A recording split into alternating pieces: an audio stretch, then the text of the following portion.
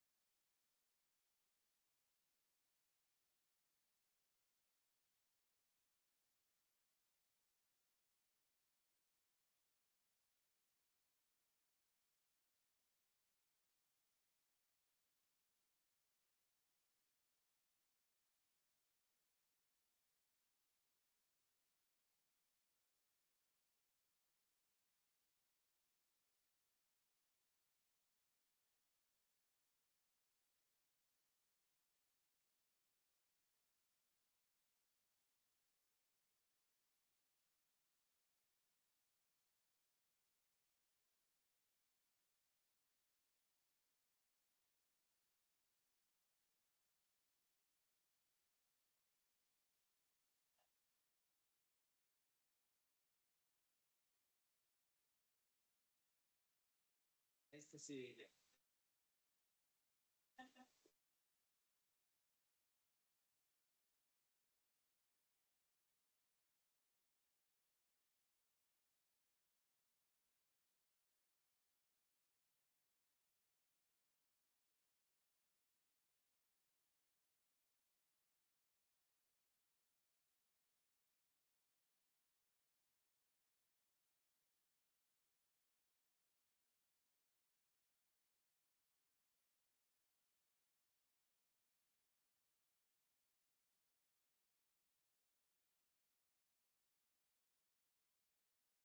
Did you have a good Easter, Mr. Evans? Yeah, I had a really Yeah. fast. My brother lives down in city. Okay. So his office is in that's like one side. There's like it's kind of like suburbs, so he every day. Yeah. So we drove down. They used to be. I used to live down. That's so Oh, you Montreal? over not this past That- weekend, last weekend. but over Easter it was quiet at home, which yeah, it's good for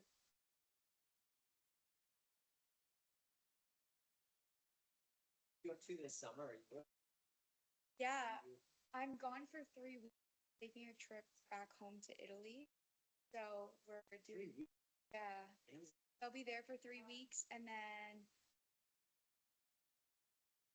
you move in a week earlier than school's there. So second week of August, I'll be leaving for there.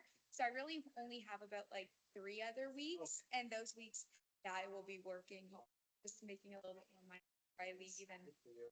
yeah, How was your Italian? very Are you good. fluent in Italian? I am. Okay. Yeah, it's all I speak at home with my parents. Yeah, yeah, yeah, yeah, yeah. And your French, I'm assuming, is. I'm taking my DELF tomorrow, Oh, good actually. luck. Yeah, thank You ready? you. Hope so. We've done a lot of practice. We've done a lot of like sessions after school and in class, and I've been taking it the 4 years. The Italian helps. Yeah, for sure.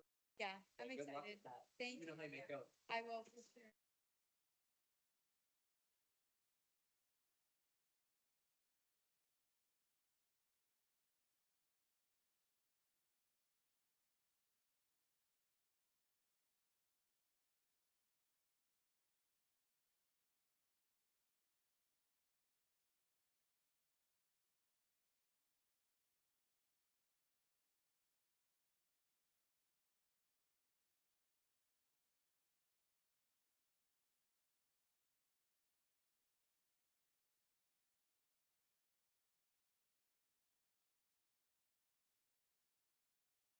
If it's.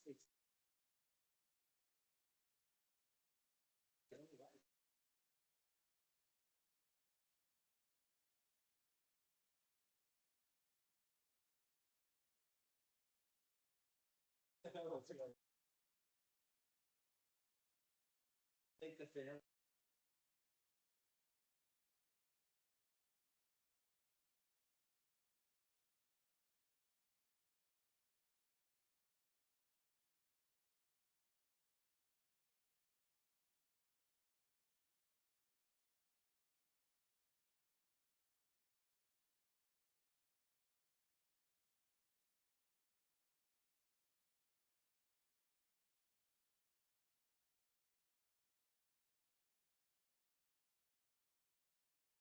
How's it going? Good, thanks.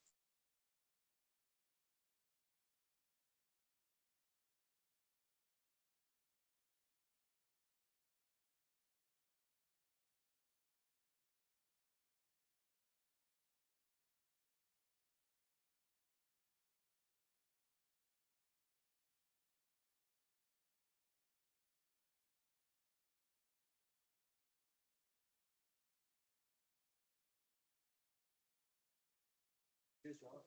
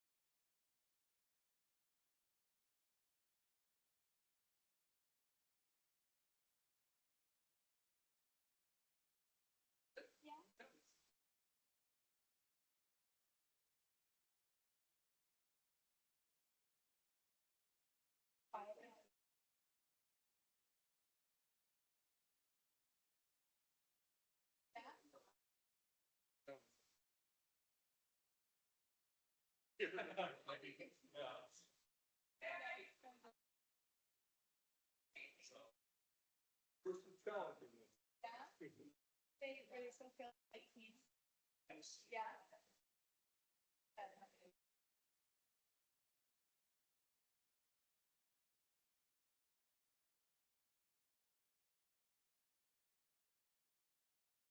Exactly.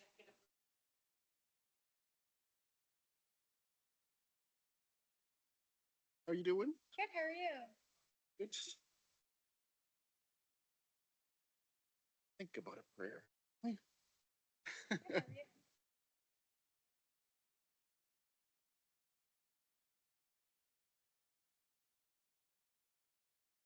Oh, hello. Yeah. Okay.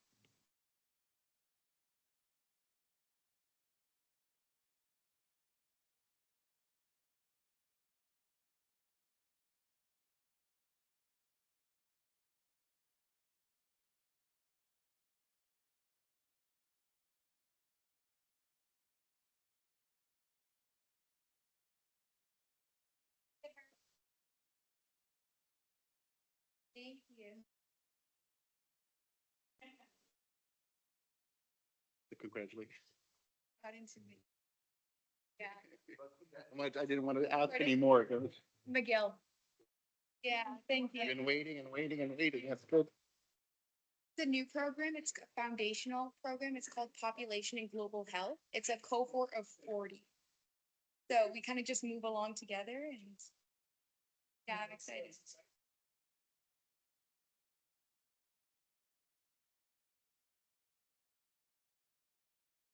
How's it going? Doing well, Jason. Staying young? Trying to. Trying to. Awesome.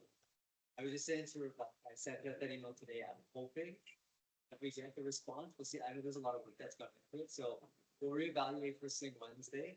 If you can, the two of you can just let me know first thing Wednesday, and see where we're at with the numbers. We can from the St. John's, that we can cancel Wednesday morning. So as soon as we know, either way, I'm. Thank you so much. I appreciate it. Thank you for all the work you put in.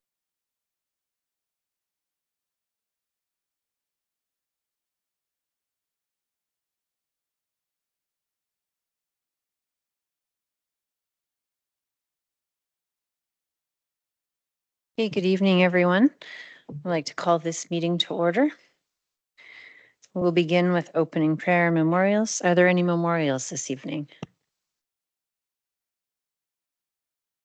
Seeing none. I'll turn it over to Trustee Garin for the opening prayer. Thank you, Chair. That would lead us in the Our Father this evening. So in the name of the Father, Son, Holy Spirit, amen. Our Father, who art in heaven, hallowed be thy name. Thy kingdom come, thy will be done on earth as it is in heaven. Give us this day our daily bread and forgive us our trespasses as we forgive those who trespass against us. To temptation, but deliver us from evil. Amen. In the name of the Father, Son, Holy Spirit. Thank you. Moving to the territorial acknowledgement. I'd like to begin by acknowledging that the land on which we gather today is the land traditionally cared for by the Haudenosaunee, Anishinaabe, and Shantunun people. I also acknowledge the enduring presence and deep traditional knowledge, laws, and philosophies of the Indigenous people with whom we share this land today. Moving now to the approval of the agenda. Can I get a mover of that motion, please? Trustee Francis, Trustee Stanley. Do we have consensus? Okay, thank you very much. We need, let me get to my script here for this. I need to have a motion to waive Article 5, delegation of the board's operational procedural bylaw to allow members of the public appearing tonight be recognized by the chair to make delegations before the board. More specifically, delegations were not required to register per 5.1.1, nor provide materials in advance per 5.1.3. Delegations will be afforded 10 minutes to make their presentation, and trustees may ask questions of clarification of the delegation. And again, this is in recognition of our special board meeting for the Educational Development Charge bylaws. Can I get a motion to waive Article 5, please? Trustee Sikora and Trustee Stanley. Okay, we have consensus. Okay, thank you very much. A declaration of pecuniary interest from the current meeting or a previous public or in-camera meeting. Is there any to declare? Okay, seeing none.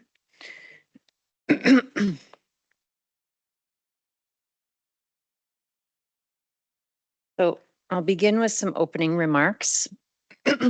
The board is proposing to enact a new education development charge bylaw, and as part of that process is conducting a review of its education development charge policies. The board is seeking input from the public and will consider the submissions received prior to passing education development charge bylaws. This is a formal public meeting as required by Section 257.60 of the Education Act. The primary purpose of implementing education development charges is to provide a source of funding to purchase new school sites.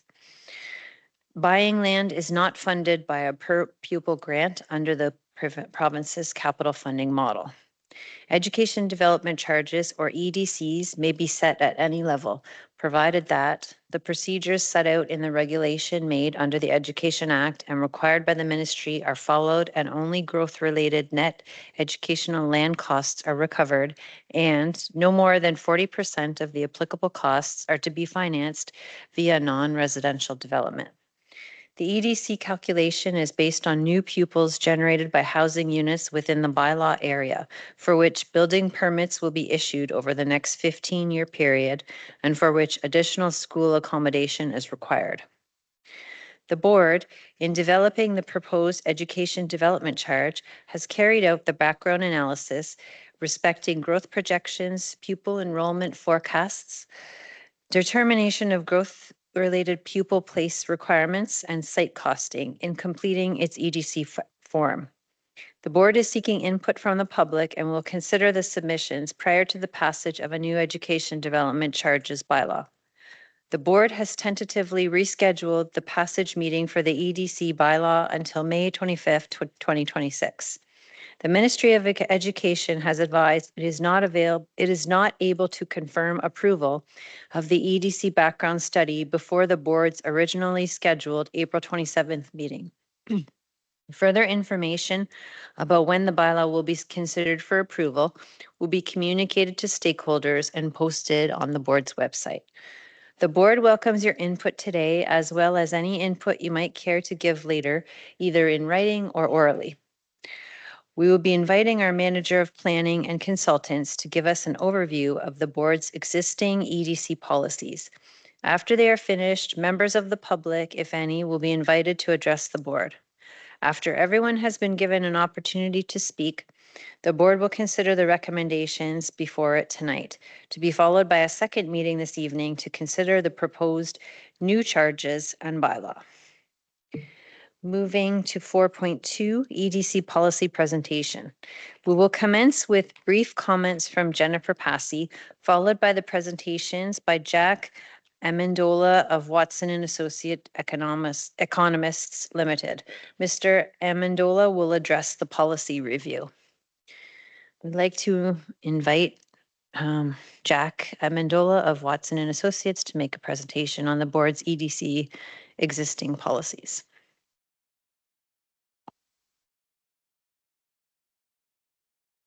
Good evening, Madam Chair. I'm just going to provide my brief remarks and then have Jack come up for his presentation. So I just wanted to provide additional information further to the remarks from the chair with regards to the delay of the scheduled public meeting for this matter to consider adoption of the bylaw.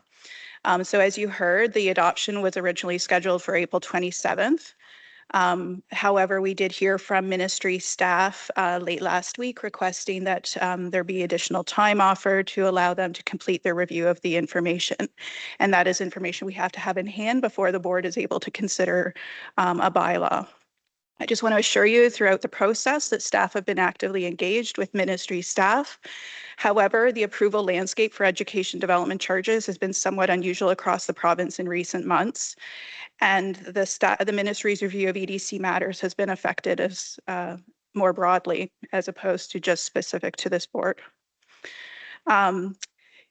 The background study was completed as directed by the ministry. We've continued to hold our stakeholder information meeting and are proceeding with tonight's scheduled meetings to ensure that at such time as the ministry is able to approve the background study material, we are procedurally and legislatively set up to consider adoption of the bylaw. So we have identified tentatively May 25th as a backup date for consideration of the bylaw by the Board of Trustees. And we will provide information to our stakeholders, municipal development sector and others ahead of such meeting, as well as posting that information publicly on the board's website and through the release of agenda material. But regardless, I want to ensure that you're aware that by proceeding with tonight, the board is focused on remaining positioned to be able to adopt a bylaw at such time as we are able. And we are open to continued collaboration and our ongoing communication with ministry staff to ensure that we have the latest information, and we'll be sharing that with you as well when it becomes available. I'll turn it over to Jack this evening.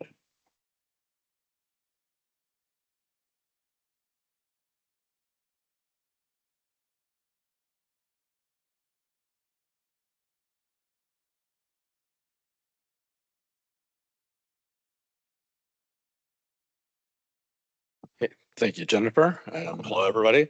I think everyone can see that. Perfect. So like was mentioned, tonight there's two public meetings that are occurring according to the legislation that covers education development charges. The first meeting we're going to focus on is a policy review. So what it does is it examines the existing policies of the existing EDC bylaw, and that is also legislated. So the legislation says the board has to look at what those policies are in a public setting, provide information, which you have done before the board could be in a position to pass an EDC bylaw. So before we get started into the policy review, just a quick refresher for everybody about what we're talking about when we talk about an education development charge. It's a bylaw respecting growth-related net education land costs incurred or proposed to be incurred by a school board. So basically what we're talking about is when a board has a new residential development in its area, the education development charge is meant as a mechanism that's meant to collect funds so that school boards can go out and purchase land for new schools that are required. The way it works is that anyone who takes out a building permit in the region of Waterloo has to pay certain fees when they take out that building permit, development charges, building permit fees, planning study fees. As part of that building permit process, education development charge is attached to it as well. It's paid to the municipality when the building permit is issued, and that can be me or a large scale developer, anyone who has to take out a building permit to build a new dwelling unit.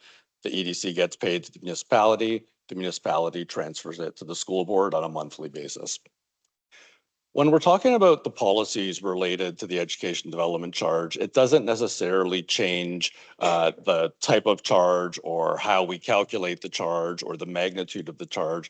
But when we think about EDC policies, they really have to do with the structure of the charge or how you apply the charge. What's important for trustees to recognize is that when we talk about an EDC policy, it differs from a typical school board policy. So it's not like a transportation policy or an out of boundary policy. These policies are contained only within the education development charge bylaw itself. And prior to passing an EDC, so we'll talk about the policies tonight, but you'll get a staff report prior to considering the EDC passage. And in that staff report, it will highlight if we received any feedback on the policies we're about to talk about. So I think I went through that. So there's a couple of main ones that we want to discuss. The first one that when we think about EDC policies is really having to do with EDC exemptions. So within the EDC legislation, there are certain things that are exempt according to the legislation. So an example of that is if you have a single family home, let's say, and it's already existing, it's already built, and you want to turn it into a duplex or a triplex, you're able to do that. And those up to those 2 units to turn it into a triplex are exempt from EDCs. That's calculated when we calculate the charge. So it's a statutory exemption. On the non-res side, most institutional uses, for example, are statutory exemptions. So they're built into the charge. However, the board is able to give a non-statutory or a voluntary exemption if they so choose. An example of that, and I try to keep it super easy, and I say, let's say that we wanted to exempt every house that had a red door or something like that. You're able to do that, right? But what the trustees have to recognize is Any exemption that's non-statutory or voluntary, that's a revenue loss to the school board. So that's not worked into the calculation. So the legislation permits you to exempt really anything you want. What needs to be recognized is if you exempt it, it's a revenue loss and it's hard to make up for that revenue loss. The reason this is important is because oftentimes we try to work as closely as possible with our municipal counterparts so that municipal DCs or regional DCs, the exemptions are as close as possible to the education development charge bylaw DCs as well. However, municipalities, region have the tax base to rely on so they can provide exemptions. They have revenue sources to make up for it. What the school board doesn't is it doesn't have those same revenue sources. So just have to be cautious before we do any non-statutory exemptions. The other main one is jurisdiction-wide versus sub-area charges. So right now, your bylaw covers the entire region of Waterloo, whether you take out a building permit in Kitchener or whether you take out a building permit in one of the townships, the charge is exactly the same. Most charges, the vast majority of charges in Ontario are applied like yours on a jurisdiction-wide basis so that the charge is the same throughout the jurisdiction. Again, the legislation permits boards to consider area-specific charges. So you can have a charge that differs by municipality. You can draw 1,000 circles around your jurisdiction and have different charges for each one. Again, legislation permits you to do that. I think the big caution from a trustee perspective or a board perspective is any money you collect in an area-specific area can only be used in that area. So the reason boards typically go jurisdiction-wide is it allows more flexibility so that if you project too much need in Kitchener, it doesn't strand those funds there. You're able to use those funds anywhere you need them across the jurisdiction. The next one is percentage of net education land cost to be borne by residential and non-residential development. So right now, your EDC bylaw, 80% of the charges go towards residential development, 20% go towards non-residential development. The Education Act allows boards to charge anywhere from 0% to non-residential, all the way up to a maximum of 40%. The average around the province is between 10 and 20%. Your 20% is in that average or in that wheelhouse. And again, this is something that's largely negotiated, I guess you can say, with stakeholders and the development community about sort of how to get to that ideal range. So there's no magic number. Like I said, a lot of boards in Ontario have no non-residential charge. Some boards have, 25, 26%. So it really varies, but you're in that reasonable range when you compare across the province.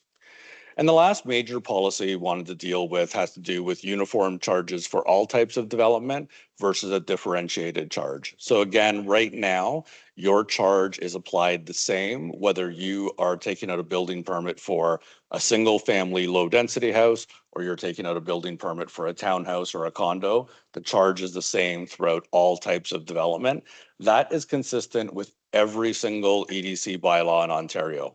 When EDC bylaws first came about in the late 90s, early 2000s, school boards did not have the ability to charge a differentiated charge, only uniform. Early 2000s, legislation changed to permit school boards, again, for trustees to decide whether you want to go uniform or differentiated. Similar to the res, non-res split, it's a lot of what we talk to the stakeholders about. And up until now, we haven't heard much feedback to change from a uniform charge to a differentiated charge.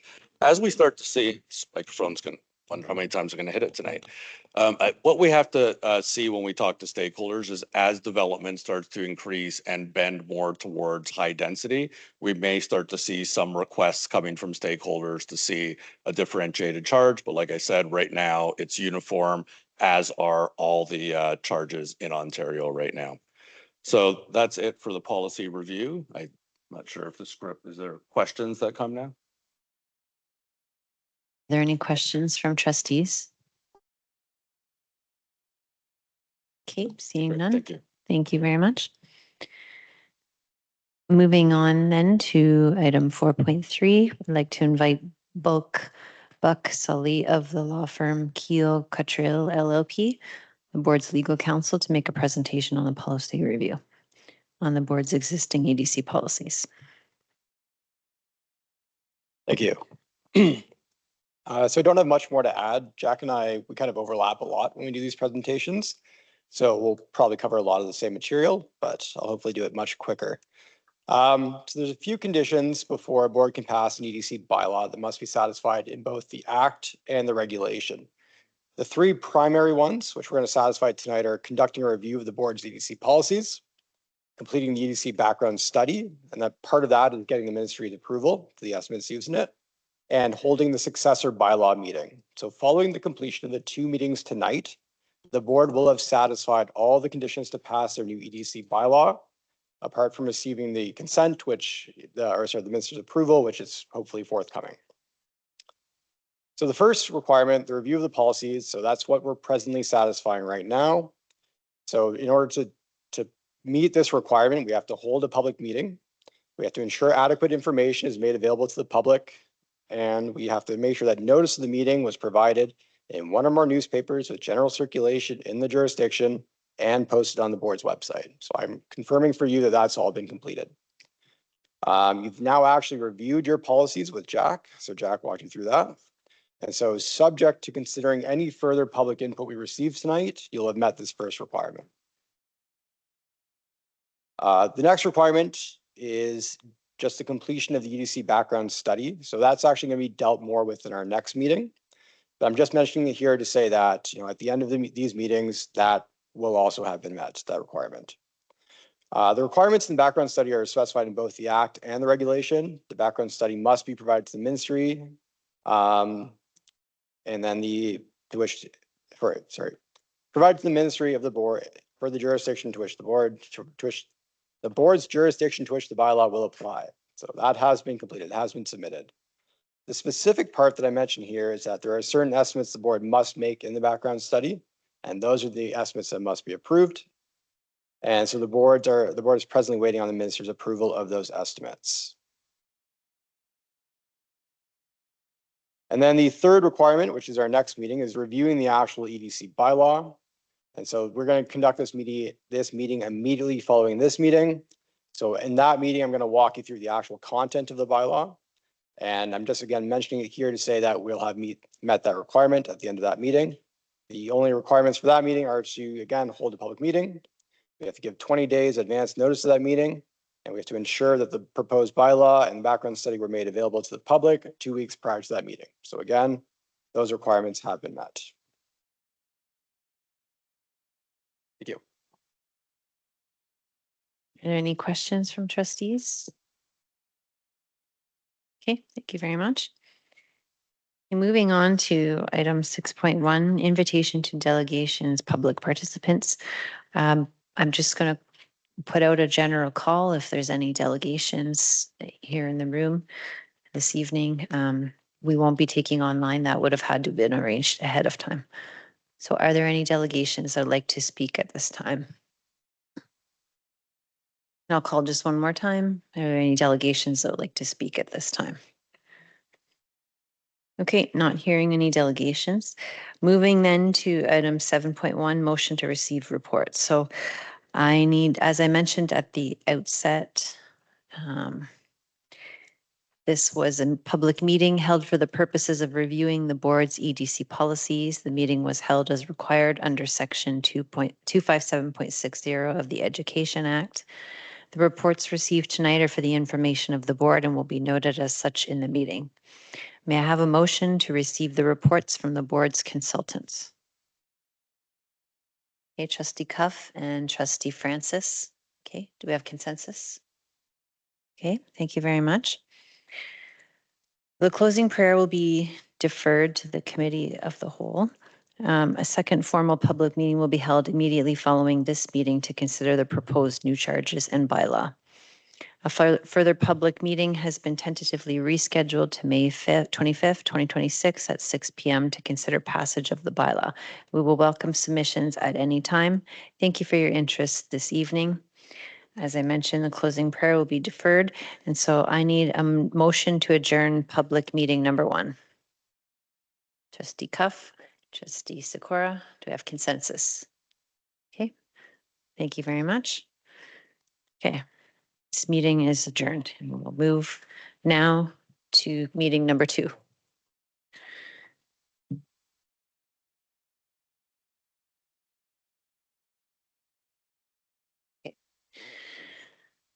I'd like to call this meeting to order. And we're going to skip over the things from the prayer and the territorial, as we've already done that. So can I get a mover of the agenda? Trustee Sikora and Trustee Jordy Masters. Do we have consensus? Okay, thank you very much. Again, under item 2.2, motion to waive Article 5 of the WCDSB operational bylaw. I'll need a motion to waive Article 5, delegation of the board's operational procedural bylaw to allow members of the public appearing tonight be recognized by the chair to make delegations before the board. More specifically, delegations were not required to register per 5.1.1, nor provide materials in advance per 5.1.3. Delegations will be afforded 10 minutes to make their presentation, and trustees may ask questions of clarification of the delegation.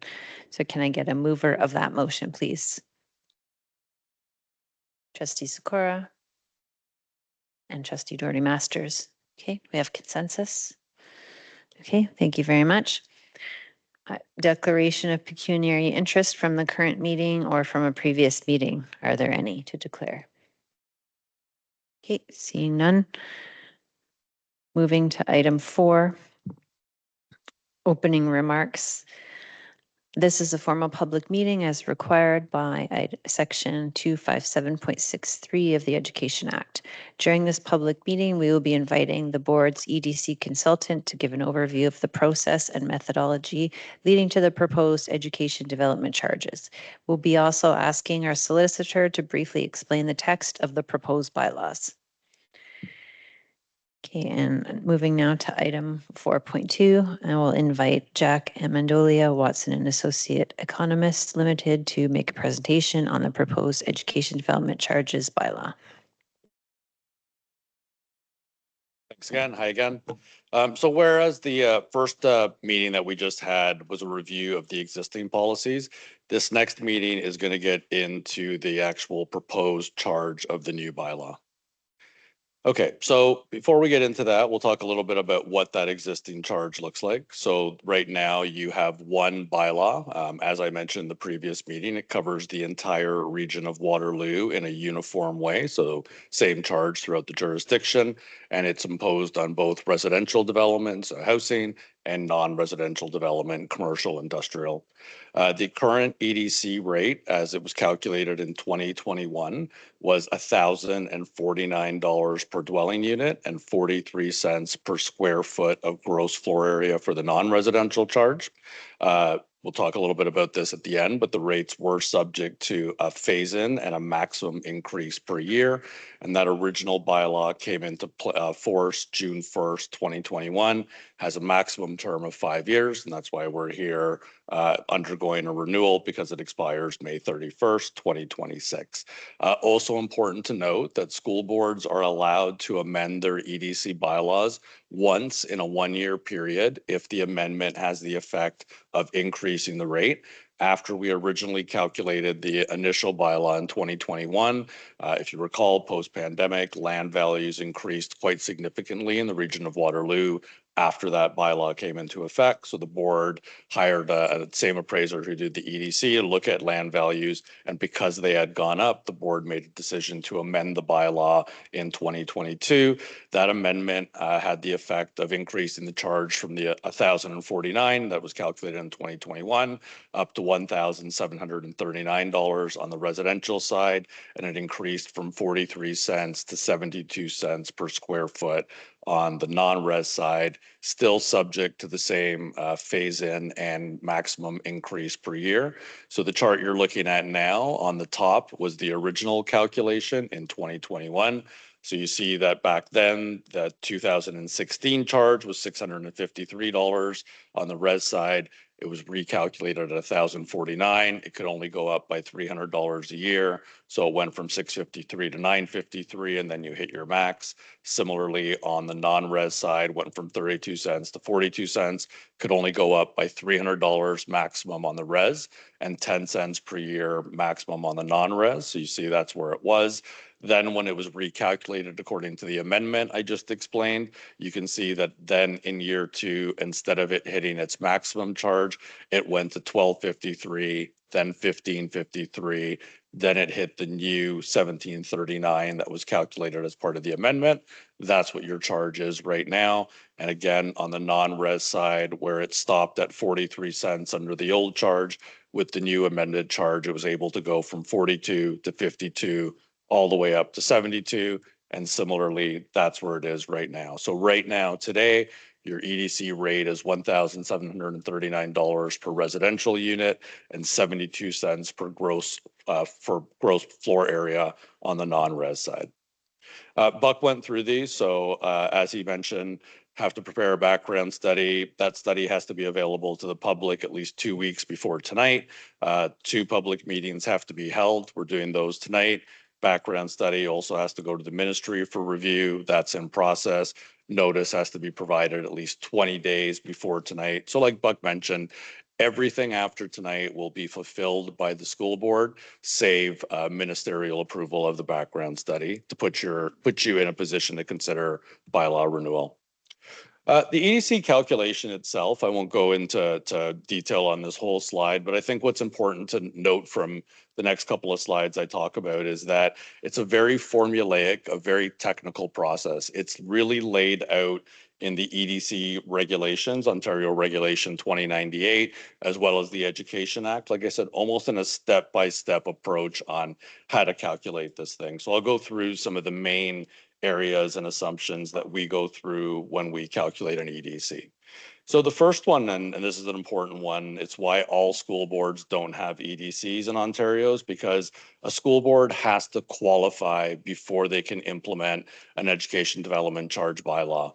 And one of the main triggers of qualification is need. And what the ministry or what the Education Act says that we have to look at is we have to look at 5 years of projected enrollment, either on the elementary panel or secondary panel. And we have to compare that to the board's permanent bricks and mortar on the ground capacity of its schools. If the 5-year average enrollment is greater than the capacity, that indicates that you don't have enough permanent space to meet your accommodation, and that qualifies you for an EDC. So if you can look at this slide at the very far right and the columns where you see 2614 and 1017 on the secondary panel, that indicates how many spaces above permanent capacity that average 5-year projected enrollment is. So it shows that you have need on both the elementary and secondary panel, thus qualifying you for future EDCs. The residential forecast is obviously a huge component of any education development charge bylaw. A lot of the need from the enrollment projections is based on what the region is projecting for new residential units and obviously how many students those new residential units are expected to provide. So right now, this residential forecast that we use for the EDC, we worked with the region of Waterloo. So these are region of Waterloo consistent with their numbers, and they're forecasting about a little over 68,000 new residential units over the next 15 years. I think it's important to note that with any residential forecast right now, there's a lot going on with cuts to immigration, with changes in policy, with servicing issues in region of Waterloo. So I think any growth forecast has to be taken with a little bit of a grain of salt, I think right now. But at the same time, the legislation is clear in the types of inputs and assumptions we have to make. And the legislation wants us to be as consistent as we can with upper tier or lower tier forecasts in the region, and we've done that. The other thing to note on the residential forecast I touched on earlier, we'll note that even if you look 5 and 10 years back, the low density percentage in most of the region's forecasts were a lot higher. Like many other places in Ontario, as land becomes more scarce, as affordability becomes more of an issue, we're starting to see more of a move towards more townhouse and condo development. And you can see that in this forecast, almost 80% of those future units are actually medium and high density units. Almost half are expected to be high density. So the next part in this puzzle that we're trying to sort of create is we have enrollment projections that determine need. The residential forecasts help us determine how many new units we think are going to be built over the next 15 years. We then have to calculate how many pupils we expect to come out of those units. So we use a custom tabulation that looks at student yields throughout the region to come up with a pupil yield forecast. And based on those units that we just looked at, we expect those units to create about 4,380 new elementary pupils and about 1,840 new secondary pupils. From there, the calculation becomes, I wouldn't say easy, but it becomes, like I said earlier, very technical and very formulaic. So we work, once we understand how many elementary and secondary students we have to accommodate for new growth, we work with your board staff to figure out how many schools is that going to take? What do you typically build your elementary and secondary schools to?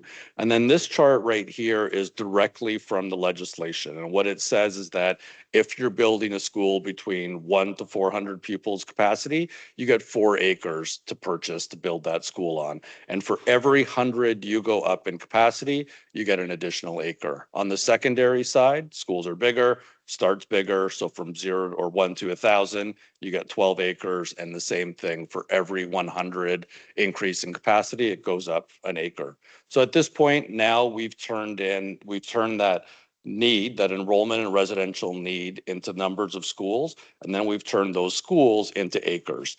The last part of that puzzle is we now have to determine a rate. So we have to basically put a land value to those acres that we've determined for new schools.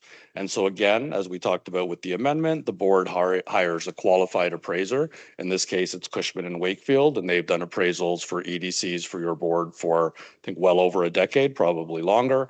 And through their appraisals, they gave us rates back, or land appraisal values back, for the entire region of Waterloo based on different geographies and geographic location. On average, the rates are about 1.7 million to 2.25 million per acre. That's pretty much the average around the jurisdiction, with the exception of one site that you have as a downtown or uptown site, which is valued, like a lot of downtown areas, much higher at $7 million per acre. The other thing we attach to it is you're able to include the land that you purchase as an EDC eligible cost. You're also able to include the value that it takes to get the land ready for school construction. So that means grading the site, if you have to bring in fill, basically any kind of engineering or construction work that doesn't include the actual building of the school, but that gets you ready so that you can start construction.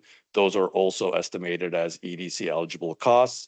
So those are basically how you get your, what we call your net education land cost. So the way I like to think about it is through these different assumptions, from enrollment projections to residential development, to the number of pupils, number of schools, number of acres, turn that into, you know, a pot of money, basically, that are your net education land costs. Then you take those net education land costs and you have to do 2 things to them. You have to allocate them. If you have a non-res charge, you have to allocate a portion to non-res. So like we talked about at the beginning, right now your charge is 80% residential, 20% non-residential. So basically we take those net education land costs, as you see on the chart, we allocate the 80% to the residential. So that's the 151 million that you see. And we divide that over the net new units of the residential forecast that we looked at to come up with a rate per unit. So the new proposed rate per unit is $2,272. And then we do the exact same thing on the non-res side with that 20% portion. But in that case, we divide it over the net number of non-residential square feet that are expected. So that 43.76 million gets divided over the 35 million gets divided over 43.7 million square feet, and you get a non-res rate of 86 cents per square foot. Now, again, we talked very briefly that we're in an environment here where you calculate a rate, but you can't implement that rate. You could only go by a maximum of $300 per year over what your existing rate is, or 10 cents per year over what your existing non-res rate is. So the last piece that we have to work into this analysis is we look at what your existing rates were. So a little bit of homework. We talked about it at the beginning. Your existing rate was 1739 on the residential side. Your new proposed rate is 2272. We could only go up by $300, so it goes from 1739 to 2039. And then in year 2, you hit your maximum rate of 2272. You stop there. And again, assuming there's no amendments or change to that rate, that would be the residential rate for the duration of your 5-year bylaw. And on the non-res side, very much the same. Your existing rate is 72 cents. The proposed rate is 86 cents. You could only go up by 10 cents next year or next month when the bylaw comes into place. So it goes from 72 to 82. And in year 2, you hit your maximum proposed rate of 86 cents and you would stay stable there. So just to finish off tonight, so at the conclusion of this meeting, like we said, you'll have satisfied your 2 legislated public meetings. The background study has been released. Ministry is in process of reviewing it as we speak. In addition, outside of the legislated requirements, so the meetings, the background study, the notice are all legislated. We also have a more informal process with your stakeholders around the region. Stakeholders being the municipalities who collect this charge for you, largely developers and landowners who pay this charge. We've met with them as well, had a virtual meeting, again, to present largely the things that we presented tonight, but just to give them a more informal opportunity outside of these legislative public meetings to provide feedback for us. So next steps is we continue to await ministry approval to put the board then in a position to consider new bylaws or new bylaw. Staff will provide recommendations and reports on that new bylaw, as well as if there's any feedback or changes to the policies we discussed tonight. And I noticed that I have the wrong original date in there at April 27th, but like has been mentioned, the new proposed date for passage is May 25th. And that concludes my presentation. I'd be happy to take any questions. Are there any questions from trustees? Okay. Seeing none, thank you very much. Thank you. I'll invite Buck Sully to explain the text of the draft bylaw, item 4.3. Thank you. So other than the new rate, the proposed bylaw is substantially the same as the current bylaw in force. So we've only made minor clerical changes to the bylaw just to kind of incorporate changes in the legislation that have been passed since 2021, or to add a bit more clarity around the actual collection and application of the bylaw, mostly to assist the public and the municipality, because the municipality is the one who actually collects it at the end of the day. In terms of the bylaw, so the bylaw is going to apply to all the lands within the regional municipality of Waterloo. It applies to both residential and non-residential development. So residential development is the construction of residential units, which are self-contained homes. So it's based on what the definition of a dwelling unit. So a dwelling unit is any detached, semi-detached, row house, condo unit, even a farmhouse. These are all individual residential units, provided that they're designed or intended for use by one or more persons living together, in which culinary and sanitary facilities are exclusively used. So development where there are shared kitchen, shared washroom facilities would not be a dwelling unit in this case. So EDCs are paid per unit. So a detached house pays 1, and a 100-unit condo building would pay 100 based on the number of units. For non-residential, this is anything other than residential or farm use. So that includes offices, institutional, retail, industrial. The rate for non-residential is based on the gross floor area of the development. And there's a long definition for how we define what the GFA, or the gross floor area of a development, is and how we measure that. If you have a mixed use, then if you've got a residential and a non-residential building that contains both, then the residential rate applies to the residential portion, the non-residential rate applies to the non-residential portion. So you apportion it accordingly.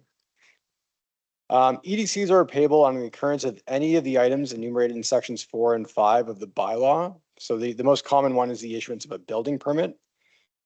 They're collected once the permit is issued. There's no deferring that to a later date. Even though lots of people have asked. That's just part, that's what the legislation says.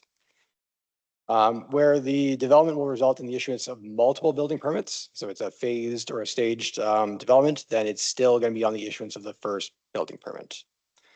EDCs are collected by municipalities and then they're paid to the board. The payment, the timing, and the reporting requirements are all set out in the act and the regulation. For the exemptions, just to walk you through those quickly. So as Jack mentioned, there are both statutory and let's say non-statutory or ones that the boards have just adopted as a matter of practice. The statutory ones include private schools, long-term care homes, retirement homes, hospices or similar care homes, childcare centers, memorial homes, clubhouses or athletic grounds, colleges, universities, indigenous institutes. Then there are exemptions where if the enlargement of an existing residential unit is 50% or less than the current size, it may be exempt. There is an exemption where Jack mentioned where if we're adding on additional units to an existing residential unit, then provided that it's within the limits prescribed by the regulation. So which are essentially a single detached house can add up to 2 units. A condo or a townhouse can add up to 1 unit and still be exempt, provided there are other restrictions about how big it is and it must be attached by a common party wall or be within the existing residential unit. It can't be like a separate detached stage house or a coach house or a garage house that's not attached to the existing unit. EDCs are not imposed with respect to replacement on the same site of a dwelling unit or a non-residential unit that was destroyed by fire or demolition, provided that the applicant for the building permit to replace it does so within the prescribed time frame. For a residential unit, it must be within 2 years. For a non-residential unit, it must be within 5 years when the building was destroyed. As for the non-statutory exemptions, so the board, as a matter of practice, has exempted the municipalities and the region or a local board of either one. Any other board defined in section 257.53 sub 1 of the Education Act, which is school boards and school authorities, public hospitals, Metrolinx, the Crown, both the province and the federal government. And then there's a new exemption, or not a new exemption, but there's an exemption for a clarification around an exemption for temporary structures. So if a structure is being built and will only without a foundation and will only stand for 6 months or less, and EDCs have been paid at least once for that structure, then each year that structure is removed and replaced, it's not going to have to provide a new EDC. So in terms of application, aside from the exemptions, the bylaw is going to apply to all the categories of residential and non-residential development and all uses of land and buildings. The specific rates for both residential and non-residential are set out in the bylaw, and Jack has explained what those rates are to you. There are credits available in certain circumstances where there's redevelopment and an EDC was previously paid. So as long as the applicant can provide satisfactory evidence that they paid an EDC previously for the initial development, then they may be credited against any redevelopment if new EDCs are payable on that redevelopment. The new bylaw will hopefully come into force on the day that the current bylaw is set to expire. So that is May 31st. So we're hoping to get this in place for June 1st, 2026. The bylaw will automatically revoke the existing bylaw. So you don't need to meet again or have any sort of formal process to revoke the existing bylaw. That's going to happen automatically. And that's essentially it. Aside from any questions you guys may have. Thank you. Are there questions from trustees? Okay, seeing none. Thank you very much. Moving on to invocation to delegations. I would ask any delegations or members of the public who have indicated desire to speak or would like to speak now, come forward. Okay, I do not think there's any delegations. I'll ask one more time. Okay, thank you very much. Seeing none. I will move then to motion 7.1. As I mentioned at the outset, these meetings were held for the purpose of reviewing the board's current EDC policies, for informing the public about the EDC process and the proposed bylaws, and to hear the public's views. Thank you very much for attending tonight. The report received tonight is for the information of the board and will be noted as such in the minutes. The board will be giving final consideration to the passage of EDC bylaw at a public meeting tentatively scheduled for the evening of May 25th, 2026. May I have a motion to receive the reports from the board's consultants? Okay, Trustee Francis, Trustee Stanley, do we have consensus? Okay, thank you very much. The closing prayer will be deferred to the committee of the whole. And so I need a motion to adjourn public meeting number 2. Trustee Sikora and Trustee Guerin, do you have consensus? Okay, thank you very much. Okay, this meeting is adjourned. Moving on, are you okay? Okay. Moving on to the committee of the whole meeting. I'd like to call this meeting to order. We have gone over the opening prayer and memorials and territory acknowledgement already. So I will move to the approval of the agenda. Can I get a mover of that motion, please? Trustee Sikora and Trustee Cuff, do we have consensus? Okay, thank you very much. 1.4, declaration of pecuniary interest from the current meeting or a previous public and in-camera meeting. Is there any to declare? Okay, seeing none. Moving on to the consent agenda, the approval of the minutes of the committee of the whole minutes for March 9th, 2026. Can I get a mover of that motion, please? Trustee Sikora and Trustee Francis, do we have consensus? Okay, thank you very much. Moving now to item 5.1, early years. Through you, Madam Chair, I'd like to invite Kim Names Petra Sullivan up to present our early years report. It's worth mentioning that it's Kim's birthday today, so on behalf of all of us, we'd like to wish you a happy birthday, Kim.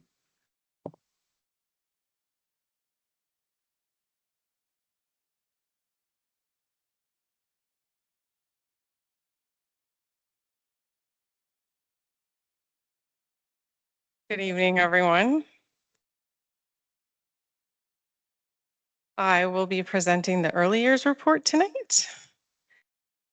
And we will begin with professional development. So a big focus of our kindergarten this year was on professional development. So we offered what was called Focus on the 4 Frames, which is now changing to Strands from Frames come 2026 September. We offered 4 evening professional development sessions for kindergarten teachers and ECEs at different locations across the region, highlighting a different frame of the kindergarten program at each one. We started after December when the new curriculum first dropped from the ministry, beginning to introduce the new 2026 kindergarten curriculum expectations as part of the focus. Each workshop has been very well received, and we've had about 40 to 50 participants in each session, including both ECEs and classroom teachers, as well as a few planning time teachers who teach kindergarten. And some of our colleagues from Kids Ability who teach kindergarten at Kids Ability have attended just to see how they can help their own professional development with the children at Kids Ability align with what's happening in our classrooms. All of our sessions have featured hands-on interactive learning experiences that supported immediate classroom application. And we still have our 4th one this next week that will focus on problem solving and innovating, which is somewhat changed for 2026. They have taken a lot of things out of it and added in some STEM and some mandatory inquiry expectations for next year. And following up on that focus on the 4 frames, we have offered a D2L literacy course. It is just opened the beginning of April, and it is for ECEs, currently permanent ECEs, based on a TPA that was given by the ministry for ECE literacy training. It's self-paced. It's called Integrating Literacy Through Play-Based Learning in Kindergarten. And it was developed to help ECEs deepen their understanding of effective literacy practices. Currently, it's available to permanent ECEs. We may open it up to LTO ECEs. Right now, as of the end of today, I saw that we have 45 ECEs that are engaged in that professional development learning. Following the 2-month window for ECEs to be paid to complete this course, we will be opening it up to all kindergarten educators and administrators who might be interested in some professional development and support a shared understanding around collaboration and literacy teaching in kindergarten. The course is 5 modules and it is based on the 2026 curriculum changes. Additionally, you'll see there coming soon, we'll be adding a mathematics course. So instead of integrating literacy, it'll be integrating mathematics. Additionally, this year, we wanted to highlight that we developed a land-based learning curriculum in partnership with RARE Charitable Reserve on Blair Road in Cambridge, between Cambridge and Kitchener, offering immersive hands-on experiences that are rooted in Indigenous perspectives, as the Indigenous team has created an Indigenous garden there. So both the RARE educators and the learning that happens at the Indigenous garden offers them a full free day of field trip experience and experiential learning outside. Additionally, I wanted to highlight that for Kitchener schools, there are 10 schools who have been selected under the City of Kitchener as part of their Canopy project for a free field trip to Huron Natural Area, where they also focus on some of the Indigenous land-based learning as well as outdoor kindergarten aligned outdoor education. It is run by the City of Kitchener, with some of the teachers taking on some of the learning there. And then another highlight for our year always is Welcome to Kindergarten. So we have our first Welcome to Kindergarten night this Thursday at St. John's. We renewed our partnership with Canadian Education Warehouse again this year. So all children coming to our Welcome to Kindergarten evenings will participate in curriculum aligned activities, an opportunity to see the school, meet the educators, and take away a little bag of goodies that should help prepare them for school for September. So our school-based events run from April to June, with the majority of them taking place in May. But like I said, we have our first one on Thursday, so that's exciting that we're starting a little bit early this year. This includes family engagement and partnerships. Community partners are invited to all of our locations, including places like the public libraries, our parish representation, parent participation, our ML teachers usually attend. We have sometimes literacy support teachers attending, and our extended day program sets up a table. So it is an evening of a lot of resources and an opportunity to build community at those events. We have 6 Early On Target schools this year.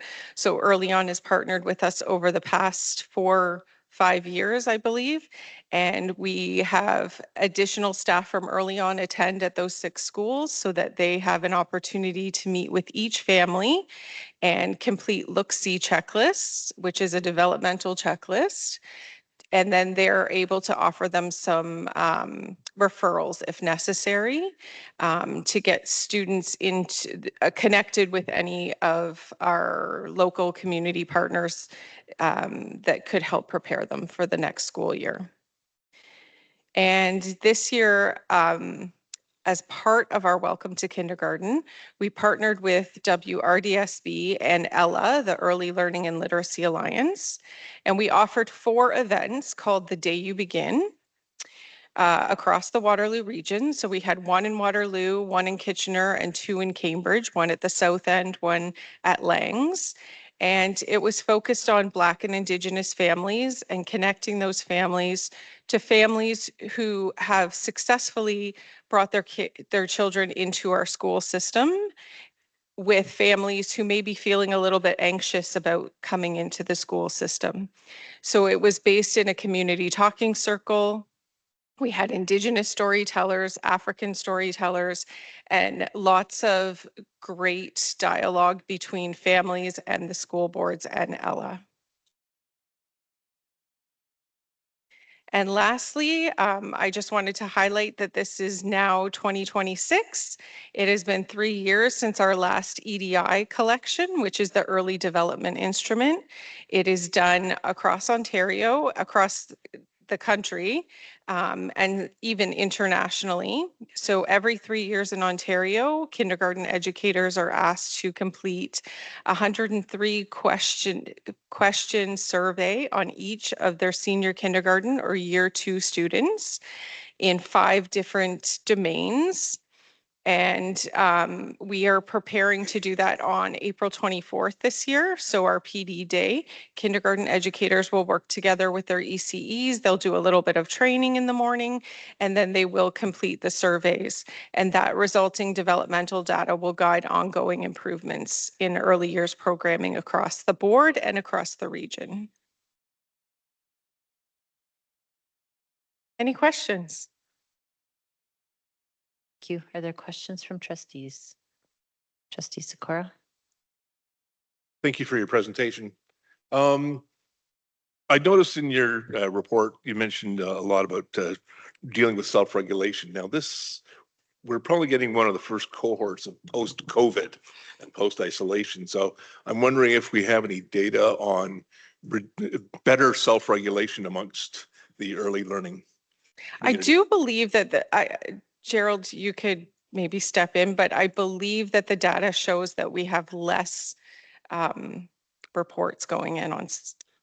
Through you, Madam Chair. Yes, that's correct. We did, the child and youth care workers and our behavior analysts worked with the early years department to work on self-regulation and pre-life skills. And so we piloted it last year at some schools. This was the first year where we rolled it out for the majority of the schools. We have seen incident reports. They were always the highest in early years. Incident reports, the second highest was grade 1, then grade 2, then grade 3. We have seen incident reports go down in kindergarten this year significantly.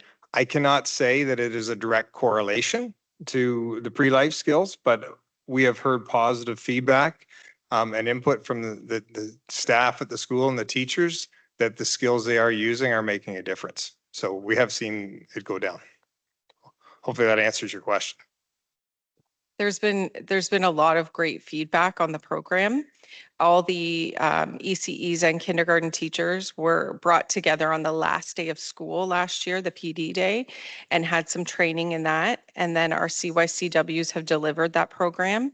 And I think in combination with things that we've introduced over the past couple of years, such as the Read, Write, Rest program, our school mental health has also offered a mood meter and some Wayfinder from School Mental Health Ontario. I think a combination of all those factors has really helped significantly with our kindergarten students. Just a follow-up question. Are sort of the incidents sort of down to pre-pandemic levels? Do we know? Through you, Madam Chair, I do not want to misspeak. I can take that away and look. I haven't compared that to the pre-pandemic levels, but I can bring that back. Trustee Doherty Masters.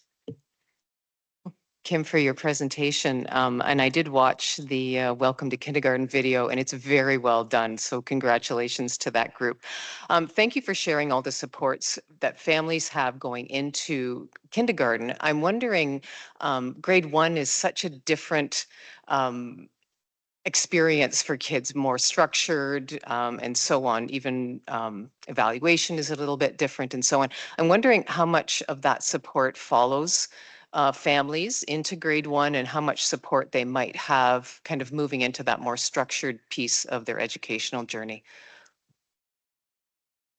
I can't really speak to the grade 1 transition. I'm not sure if, Paul, if you want to speak to that.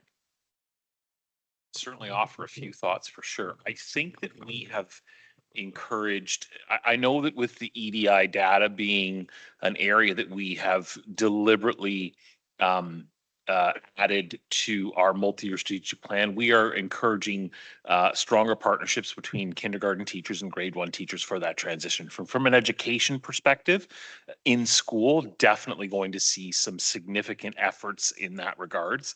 I do know that Kim and I happened to be at the meeting about a week ago, the day you begin. I attended the Langs in Cambridge event, and I know that a lot of parents had talked about communication and information sharing within communities. And so the idea that if you've successfully navigated from kindergarten to grade 1, that we find a way to better provide opportunities for families to share those successful experiences with other parents who are transitioning too. It's a huge change. I live with a grade 1 educator, and I know how significant of a year it is for kids. You also see so much development. I mean, that's one of the beauties of being a grade 1 teacher is you can, from the beginning of the year in September to June, the development is off the charts. So I think between those two things, but my specific excitement in that area comes from the fact that we are going to create partnerships and we are going to look at data together between early years teams and grade 1's teams to help build and facilitate that transition. You're welcome. And I'll just add, I know from the new changes to the curriculum that it gives a continuum in both literacy and math now, which helps both kindergarten educators and grade 1 educators just kind of see what each is teaching and how that scaffolds on each other. The school mental health, the mood meter was also K1.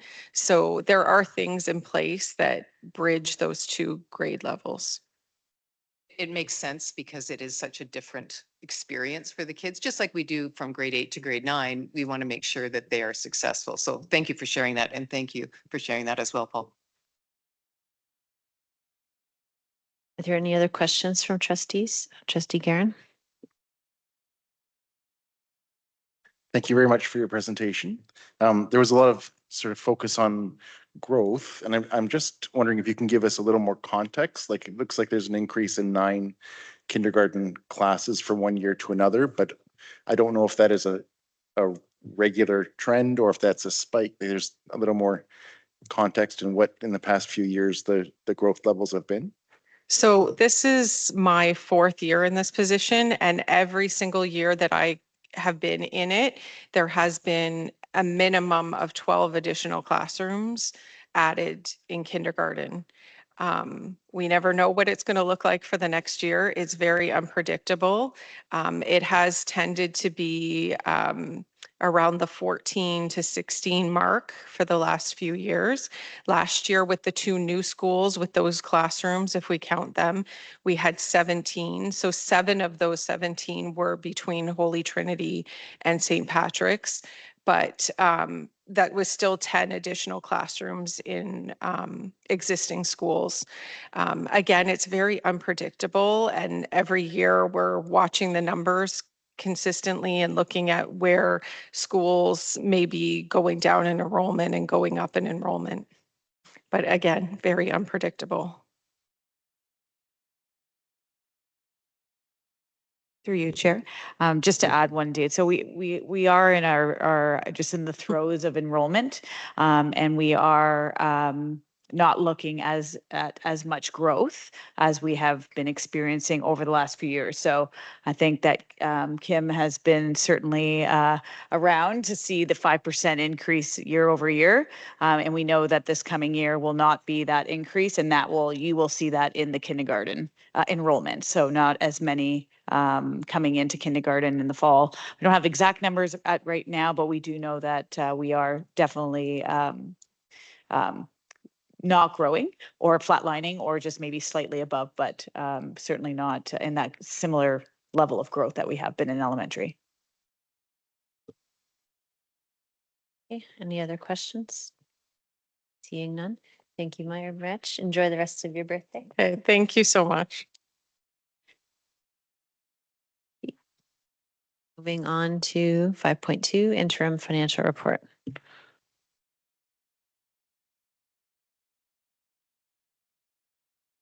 Thank you, Madam Chair. As our favorite senior manager of financial services approaches the podium, I'm sure you've read the report in the agenda.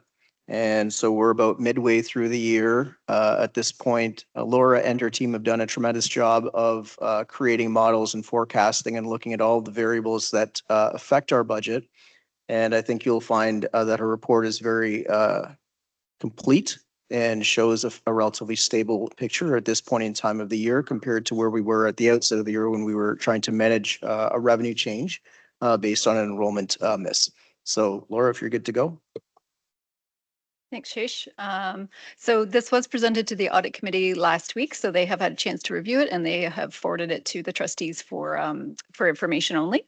So as Shesh indicated, we are looking just slightly different than what we projected at revised estimates. So a small surplus is where we're currently sitting based on the best information that we have at the time.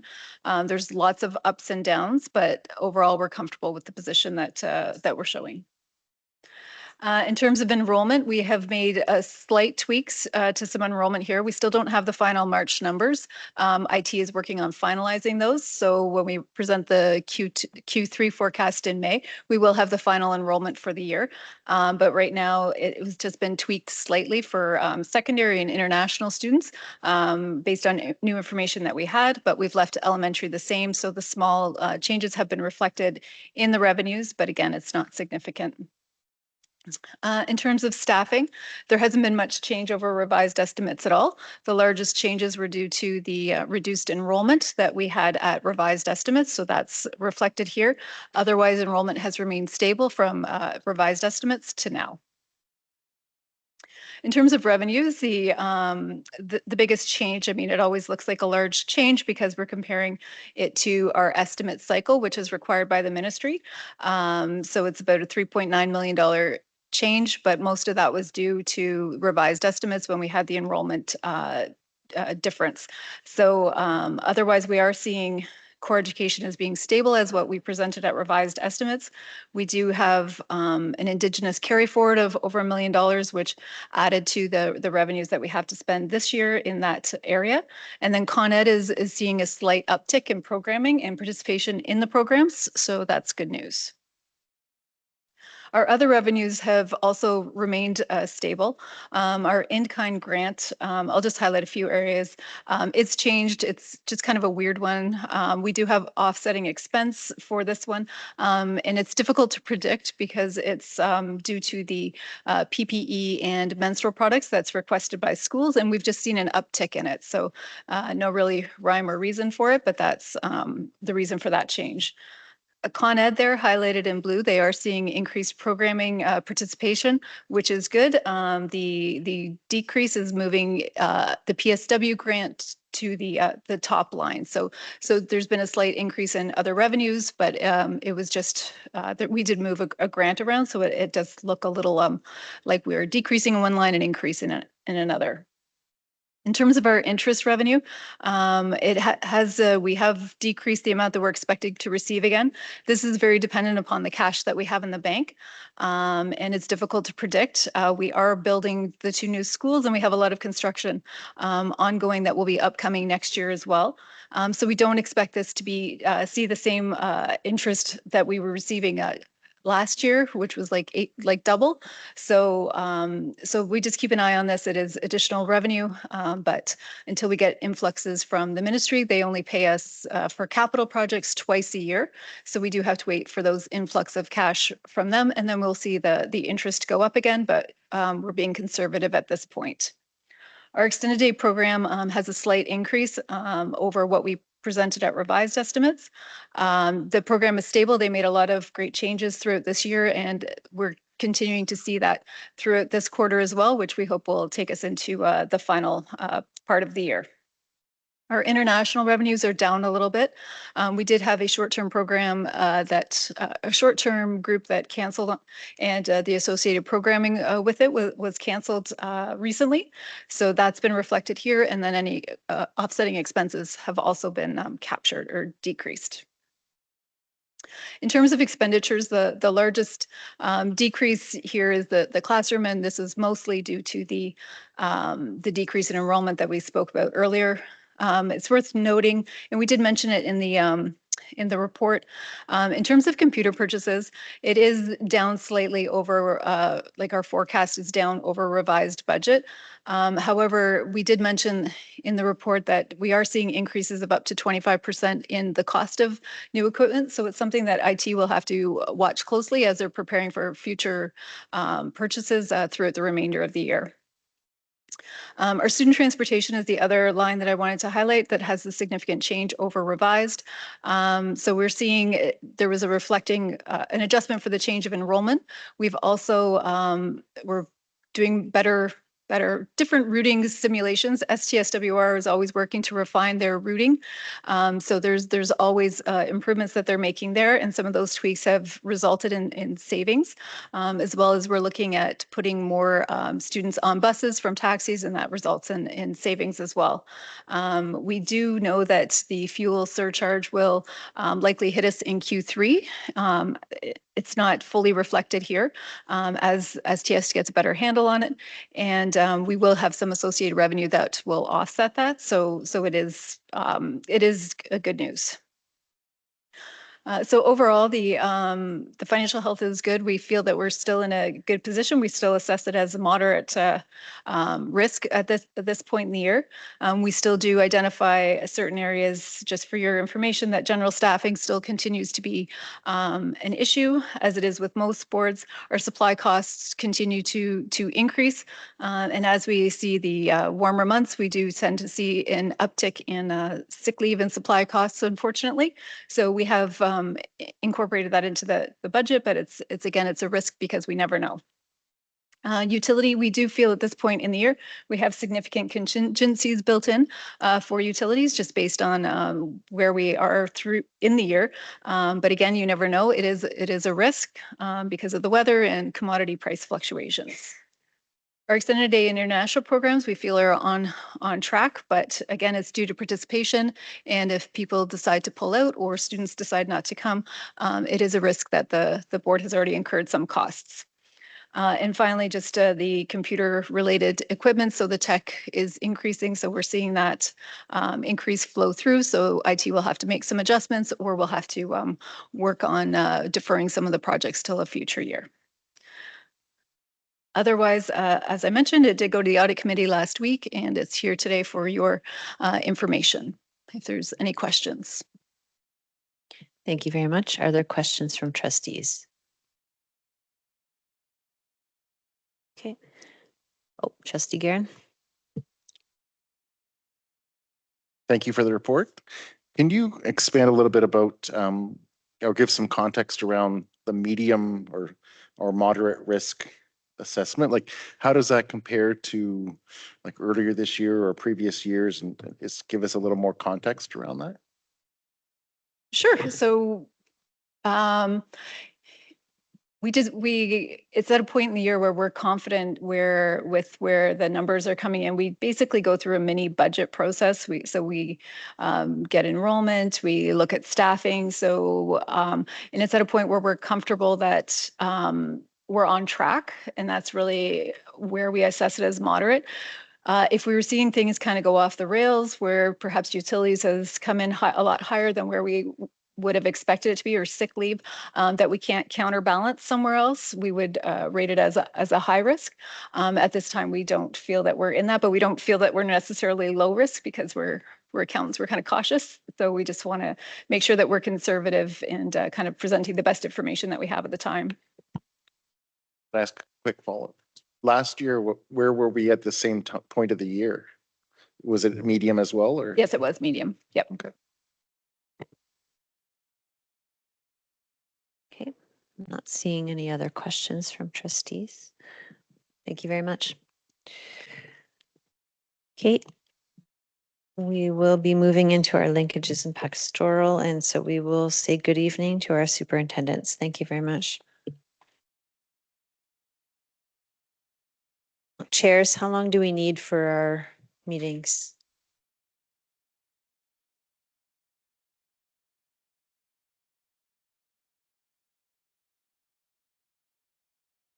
Minutes? 10 minutes? Okay.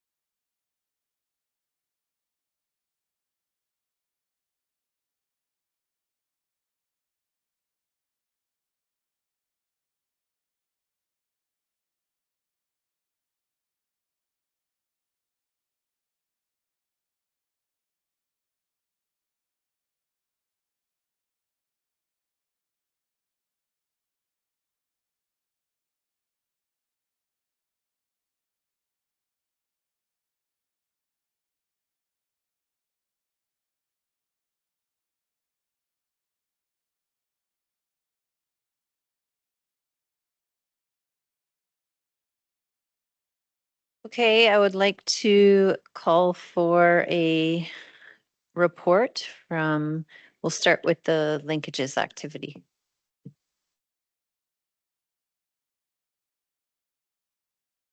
Yeah.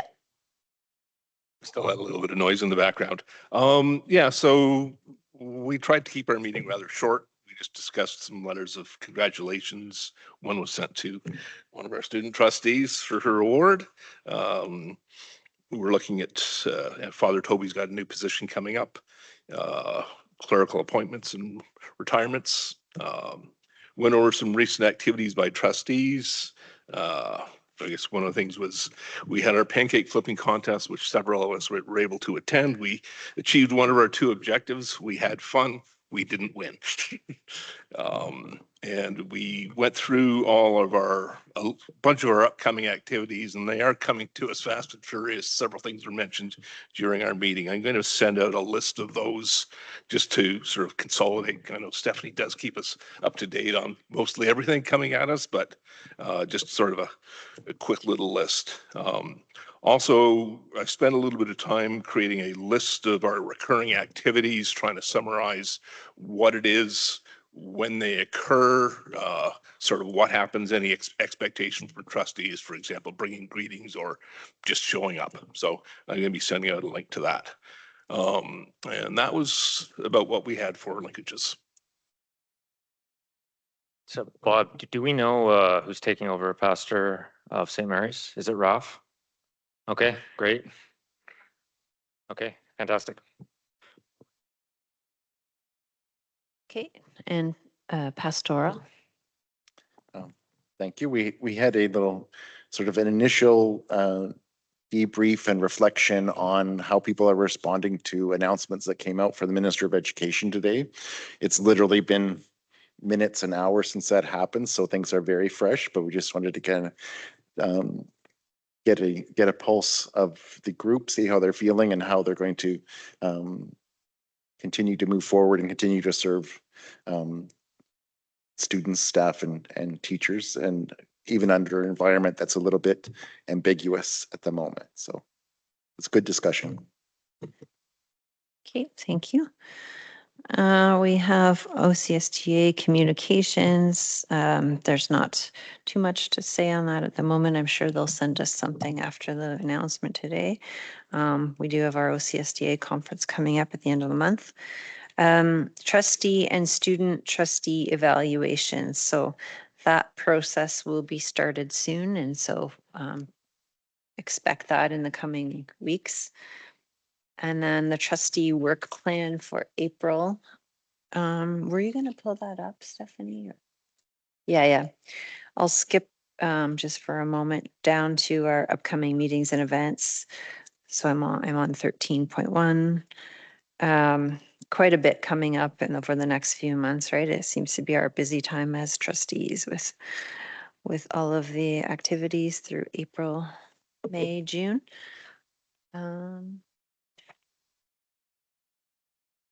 then under item 14, we have quite a full agenda for the next meeting, 14.1 on April 27, 2026. So got quite a number of board policies for review, monitoring reports, extended day and estimates budget plan. So those are those items. Oh, here's the trustee work plan for April. Know if there was anything specific to call out here. Yeah, I already kind of went over the reports to board that are coming up at the end of the month. Or I noticed I noted the board reports that are coming up. And yeah, so quite a busy month for April. Okay, I think we're good on that item then. So then with that, I will move to the adjournment and confirm decisions made tonight. And then just before I do that, we are going to close off this meeting, but we do have our professional development. So Peter is here and we will do that after the meeting. But for now, I will turn it to item 15 for you, Stephanie.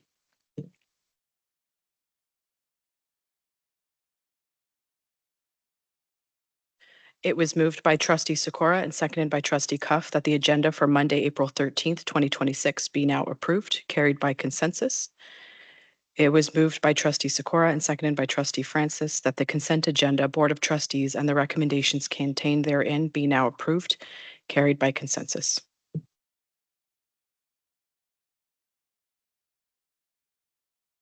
Thank you very much. We'll actually complete the closing prayer and more motion to adjourn. And then, as I said, we will do our professional development. So our closing prayer then. O risen Lord, you've entrusted us with the responsibility to help form a new generation of disciples and apostles through the gift of our Catholic schools. As disciples of Christ, may we educate and nurture hope in all learners to realize their full potential to transform God's world. May our Catholic schools truly be at the heart of the community, fostering success for each by providing a place for all. May we and all whom we lead be discerning believers formed in the Catholic faith community, effective communicators, reflective and creative thinkers, self-directed, responsible lifelong learners, collaborative contributors, caring family members, and responsible citizens. Grant us the wisdom of your Spirit so that we might always be faithful to our responsibilities. We make this prayer through Christ our Lord. Amen. Okay. And can I get a motion to adjourn? Trustee Stanley and trustee Sikora. Okay, consensus. Thank you very much. Okay. Okay, just confirming with Suk that we are now offline. Okay, thank you very much. Okay, so Dr. Peter Meehan is here. So I'm going to just provide a little bit of a bio.